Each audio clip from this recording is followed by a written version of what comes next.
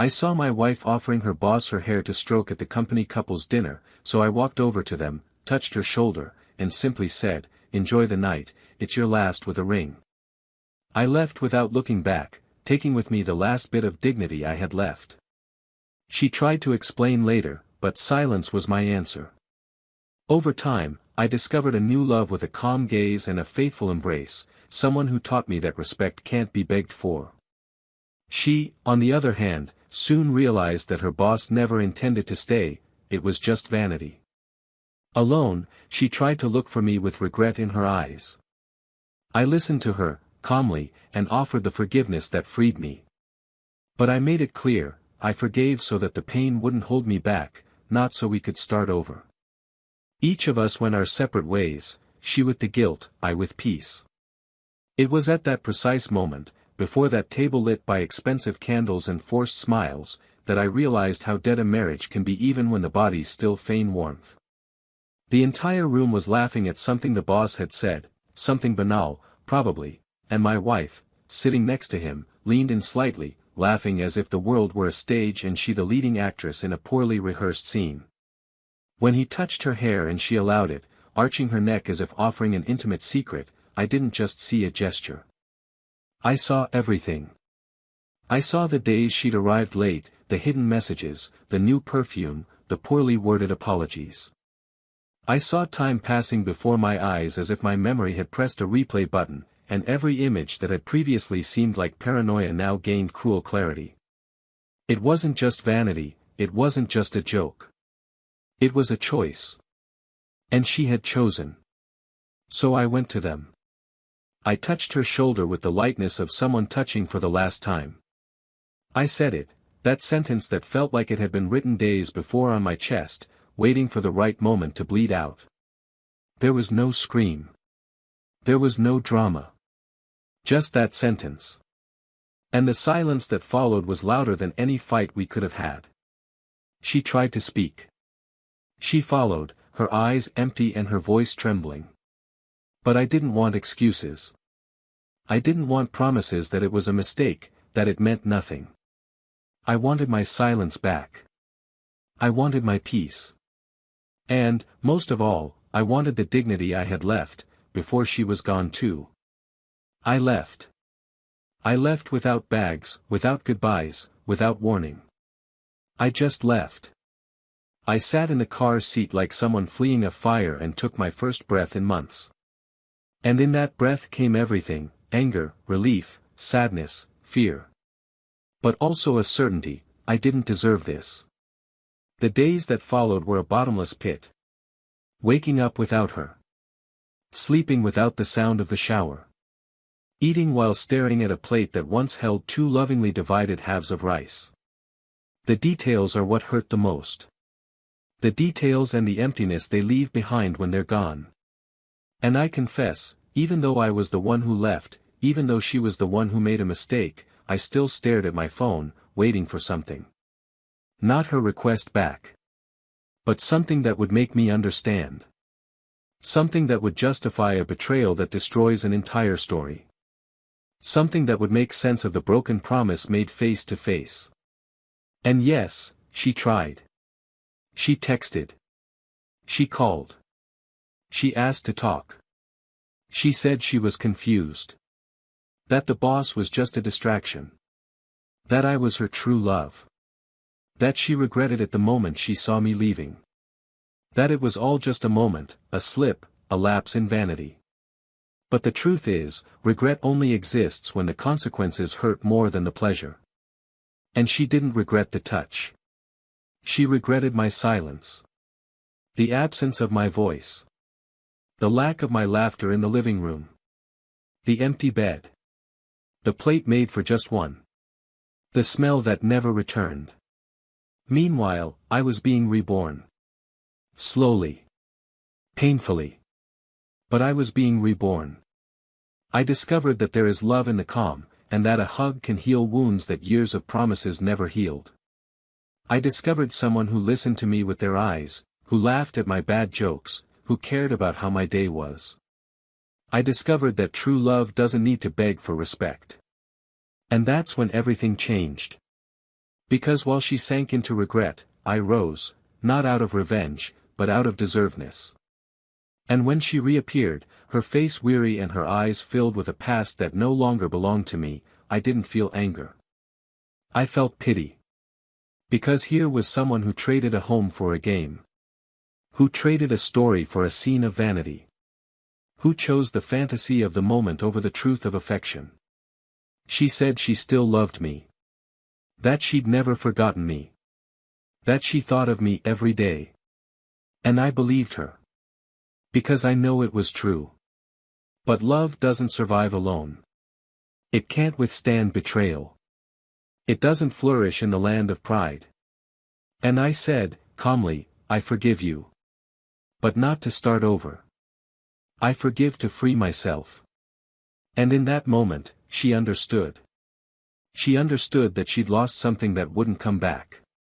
That some people, when they leave no room for return. That certain mistakes cost more than the heart can bear. Time passed.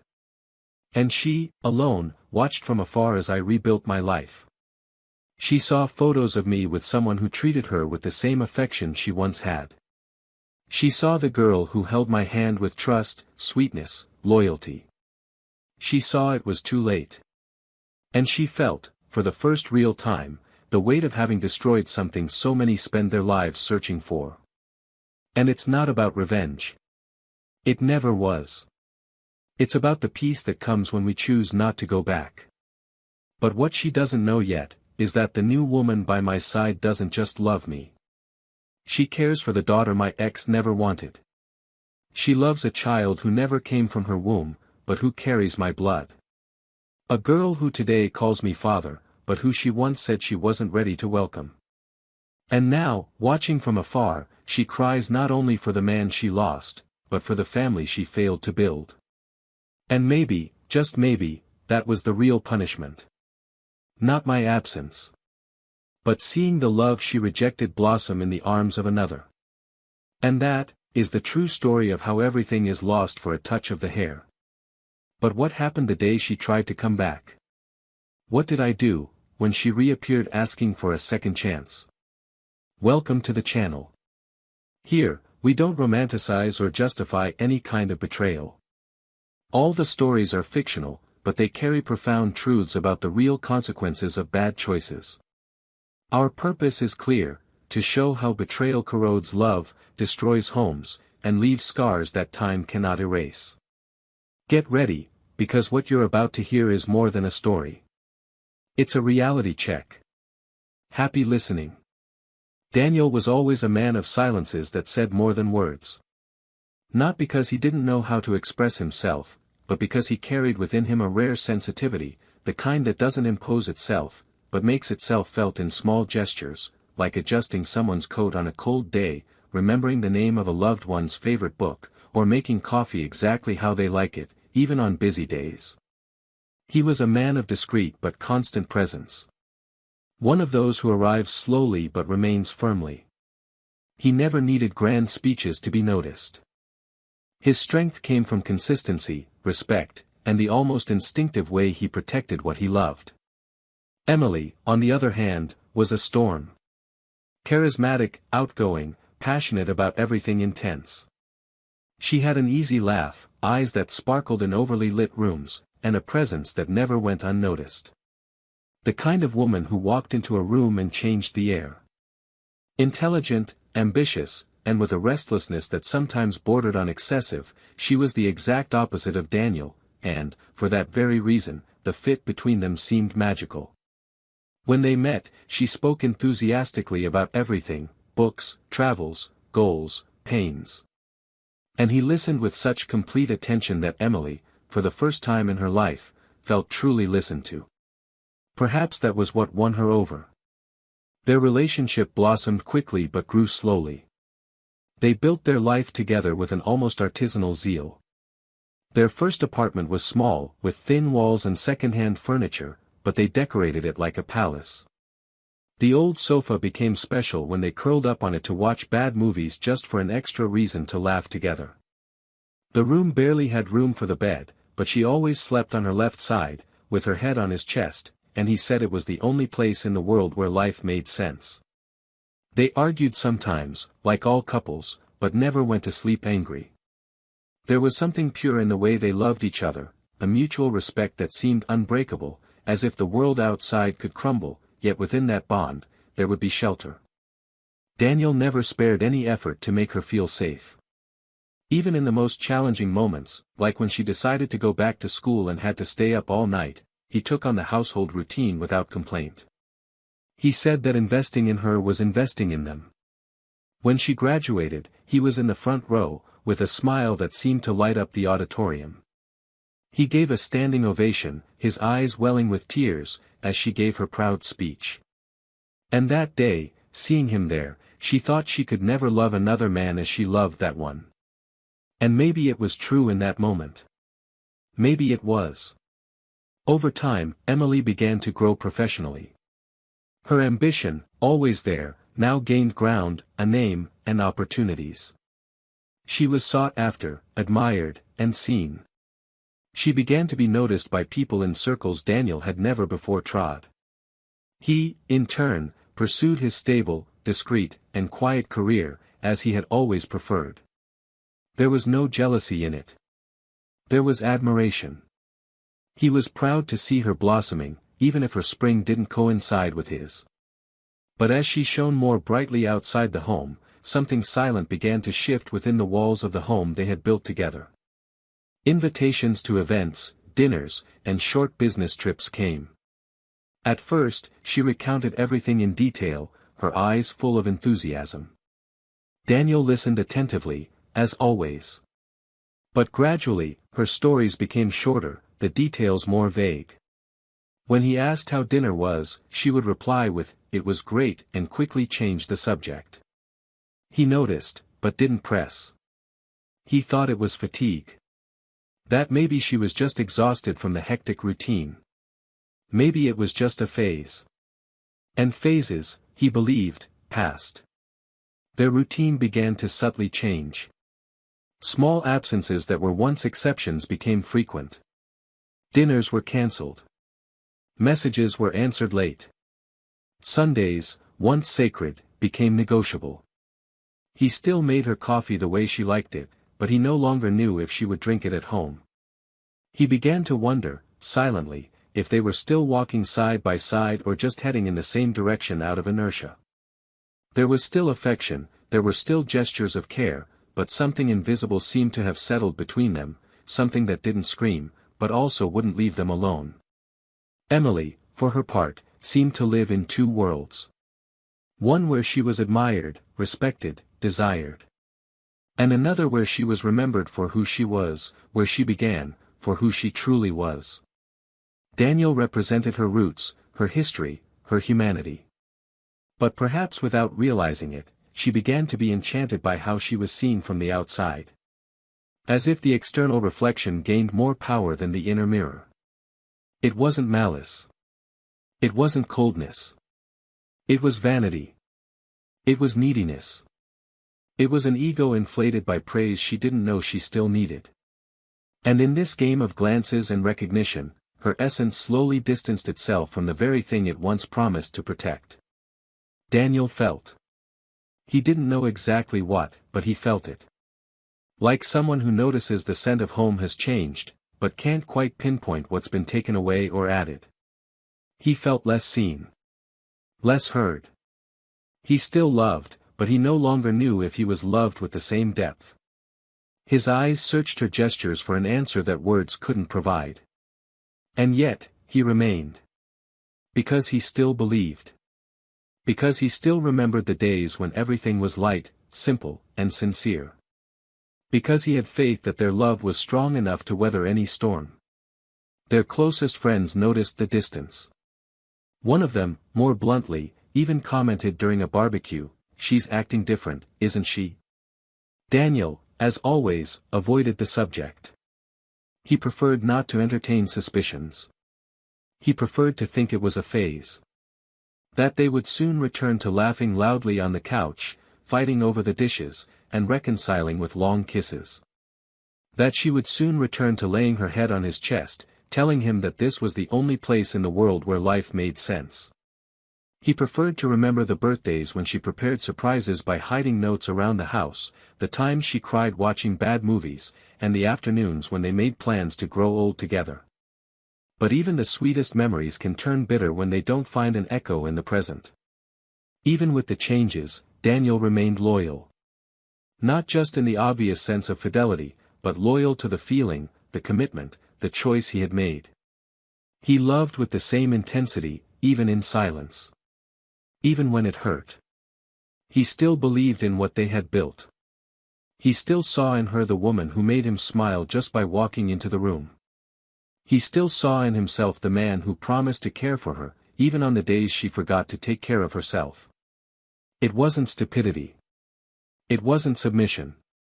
It was love in its purest form, the kind that persists before giving up.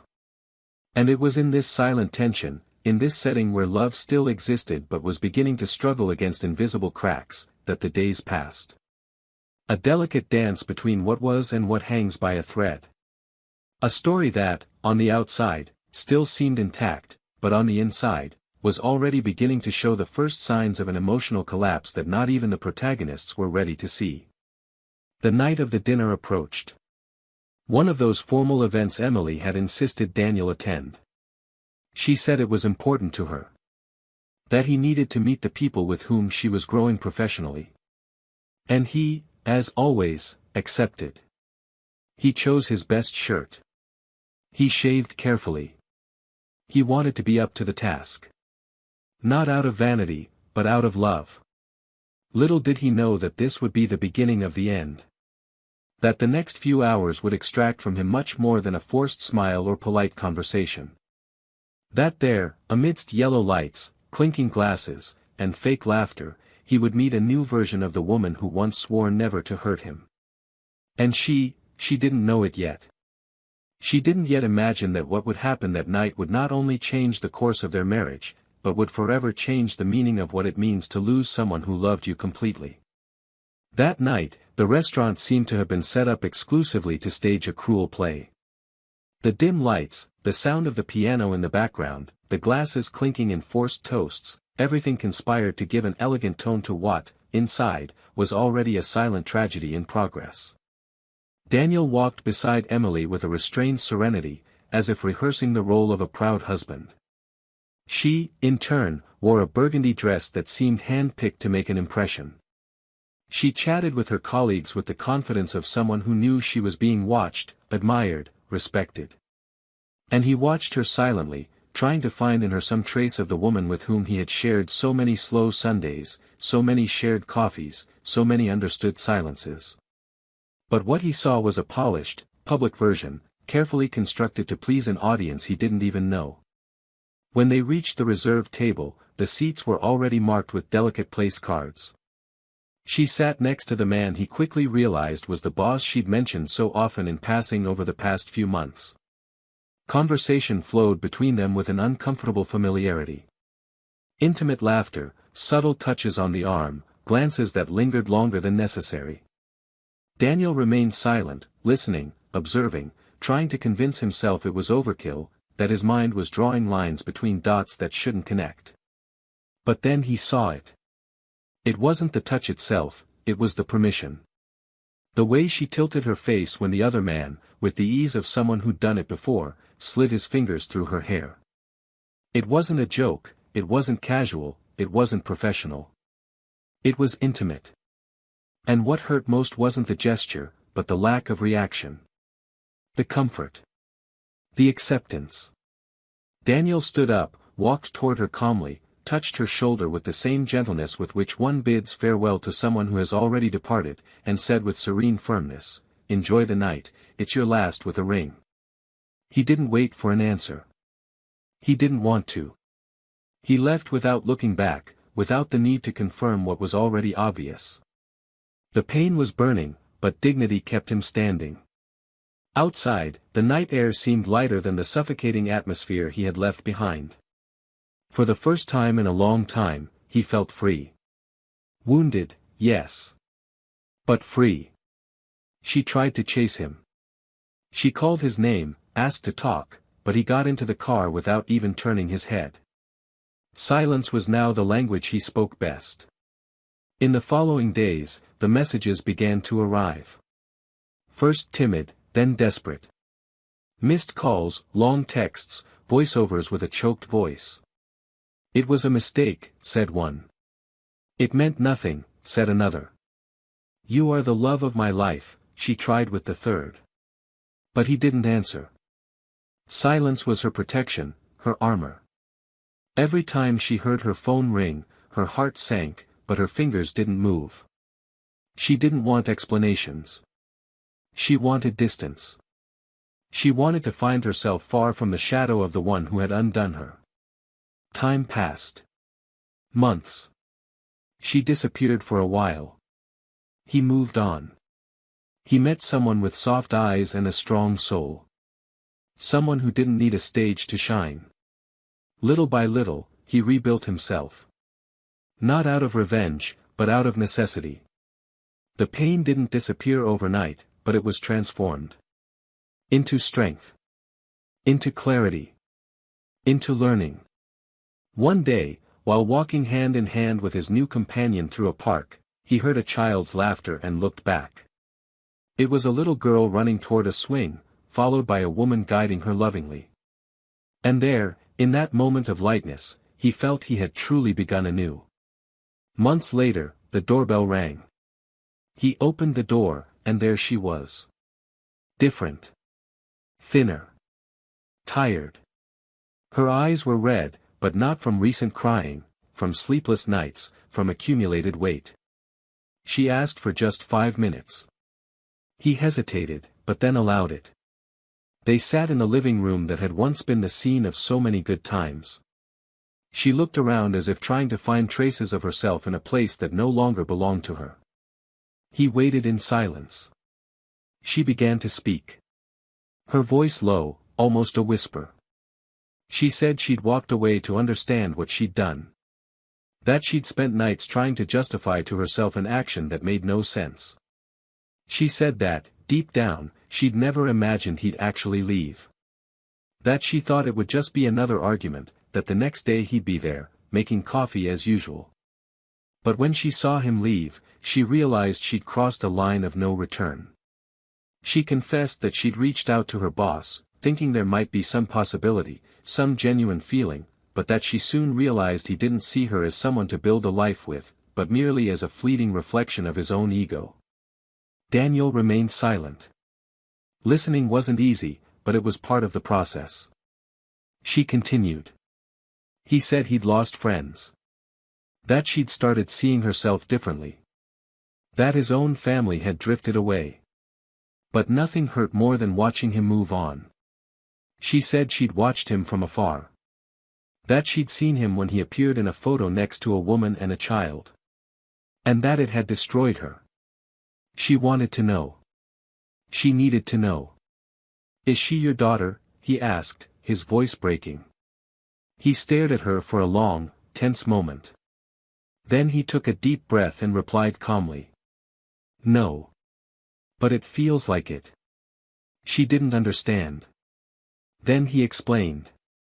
He told her that the woman he was with now was the mother of a little girl who had been abandoned as a baby by her father.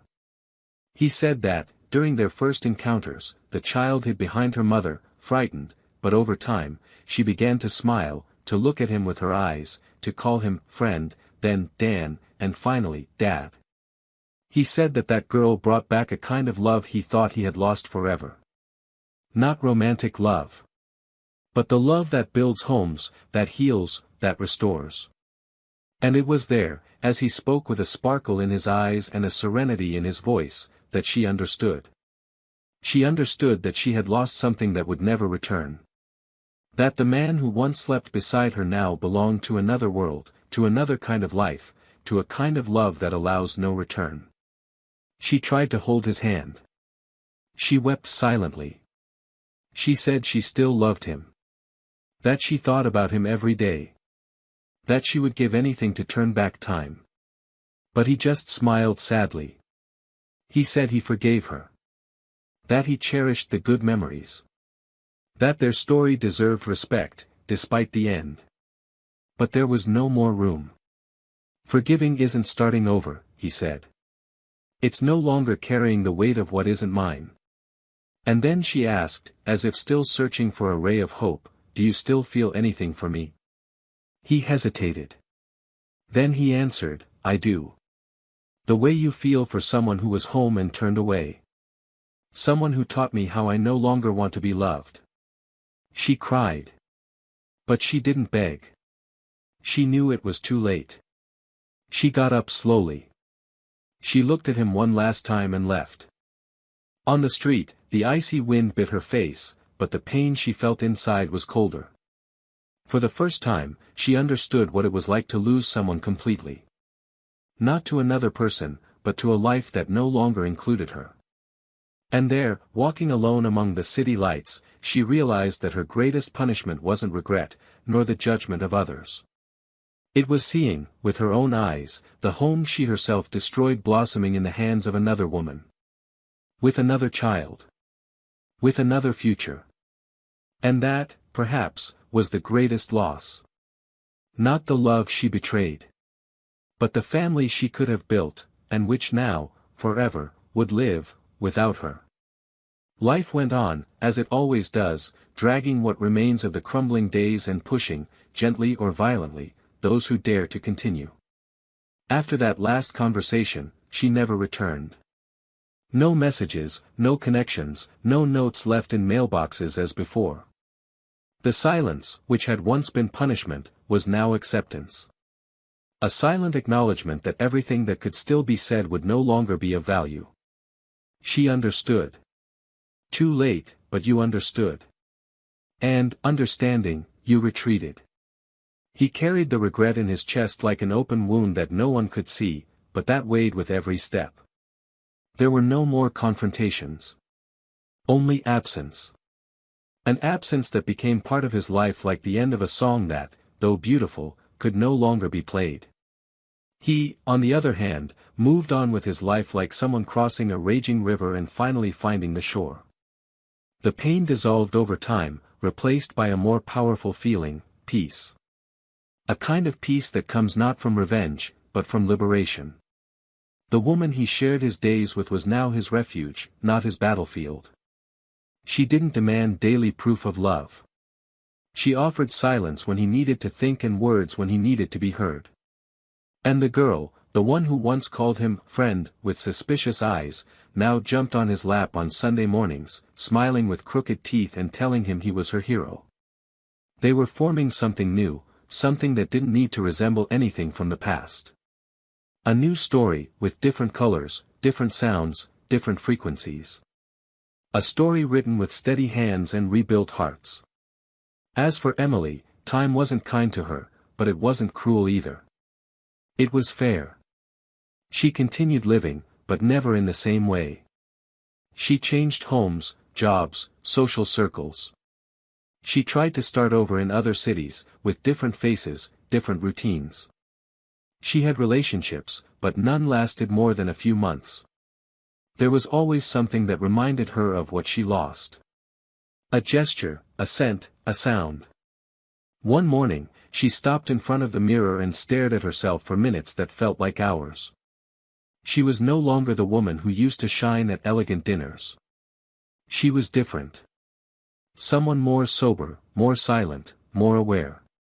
But also lonely. Not for the lack of company, but for the lack of peace. She began to live in a state of waiting, like someone waiting for the pain of a wrong choice to finally become a guilt-free memory. But it didn't. Guilt, when true, doesn't go away. It only learns to be silent. Years later, an unexpected reunion sealed their fates once and for all. It was in a park, on an ordinary morning, one of those when the sky seems clear only to provoke irony. She was walking distractedly when, from afar, she saw a man pushing a swing. The child screamed with joy, and the woman beside him smiled with a look she knew well. A look that only exists when there is complete trust. She recognized his walk before she saw his face. It was him. She stopped. She observed. For a few seconds, she wanted to go back. To say something. Anything. But she didn't. Because there, in that ordinary scene, she saw something she'd never been able to build with anyone else. She saw love. She saw belonging. She saw everything she'd lost through vanity, pride, or a mistake. And then she understood that the past cannot be rewritten, and that some losses are permanent, not out of malice, but by consequence. She turned, took a deep breath, and kept walking. She didn't cry.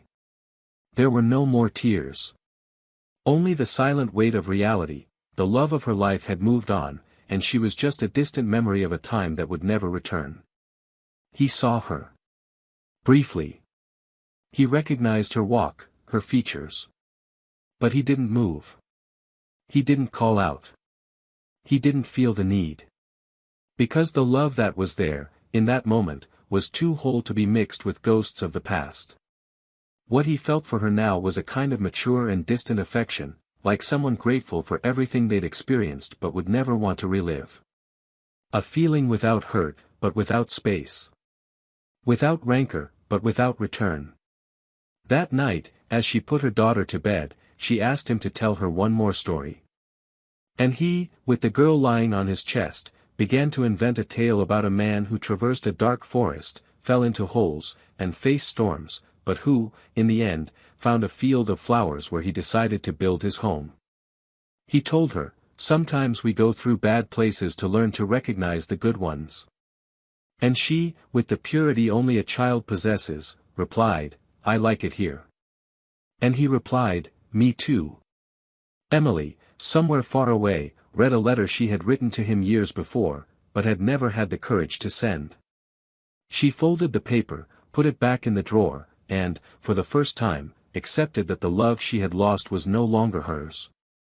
Not for lack of desire, but because time does not forgive those who waste what is most precious. And when you destroy a true home, there is no castle that can replace it. Now that this story has come to an end, I want to hear from you. What did you think? Comment below and tell me your honest opinion. Have you ever experienced something similar? Have you ever known someone who destroyed a true love for a moment of vanity? And most importantly, how did this story make you feel? If you enjoyed this, subscribe to the channel to hear more stories as impactful as this one. Every week we have new narratives that show how our choices can define the course of our lives. And remember, betrayal isn't entertainment. It's real pain. It's destruction. Here, we don't support any kind of betrayal. The goal of this channel is to show, through fiction, the devastating consequences of choices that hurt those we love. May it serve as reflection. May it serve as a warning. May it serve as healing for those who have been through it. Betrayal isn't a mistake. It's a decision. And every decision has a price. May true love, when found, never be wasted.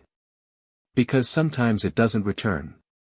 And when it doesn't, it blooms elsewhere. Far from those who didn't know how to care for it.